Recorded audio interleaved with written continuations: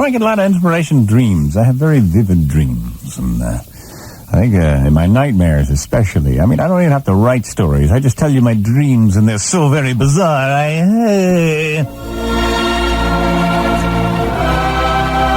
think the most frightening nightmare I've had in recent months happened after the loop-de-loo and I went out. We had a meal of soft-shell crabs.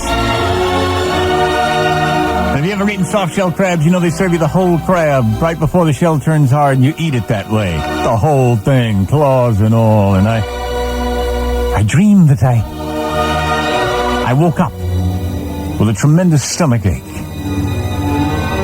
And I walked into the bathroom looking for a little sal hepatica or something, and I felt something moving inside my belly. I felt something moving inside my thorax, and I dropped my pajama bottoms to sit on the porcelain convenience, and there I saw it. A claw hanging out of my thorax, moving! The loop-de-loo came running into the bathroom. She took one look. She said, She bundled me off into a car, making me sit in the back seat. She drove me to an emergency room. They whisked me through the doors. I showed the doctor the claw that hung out of my thorax. At first they thought it was a joke, but then they put me in front of the X-ray machine. And when they did, they saw that there were three crabs inside my stomach, munching away on my internal organs. He said, get this man to surgery immediately. They wheeled me into OR 7, and they laid me down on the table. They said, we can't get a hold of Dr. Blasnalis, the anesthesiologist. We'll have to localize him. Can you hear? I said, yeah, just get me open, get those things out of there.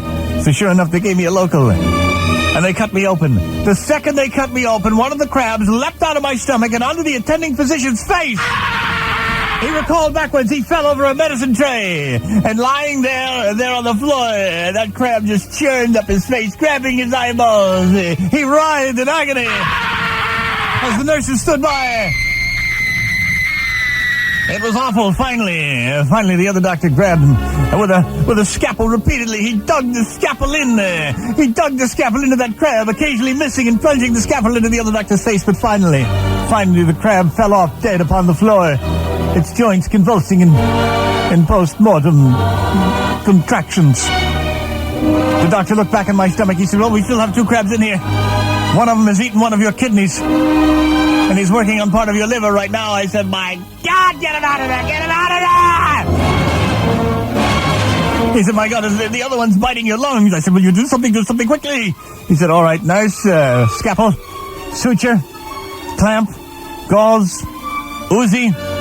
I said, Uzi! He said, yes, Uzi! I'm not going to let these abominations from hell get any farther! And so, with my stomach held open by clamps and wires, the doctor began firing an Uzi into the pit. I'll get you! I said, no, what are you doing? Are you out of your mind? Are you out of your mind? He said, no, I just come to my senses. This calls for more than surgical procedure. This calls for radical action! I said, stop it! And I woke up in a cold sweat, sitting there with the sweat just pouring off my body, soaking wet in bed. I looked over and the loop-de-loo was lying there, and I realized it had been a dream. She woke up when she saw me sitting up like that, looking with my eyes into the night air. She said, honey, I know it's a little early in the morning, but have you decided what you want for dinner? I said, yes, pizza! Pizza!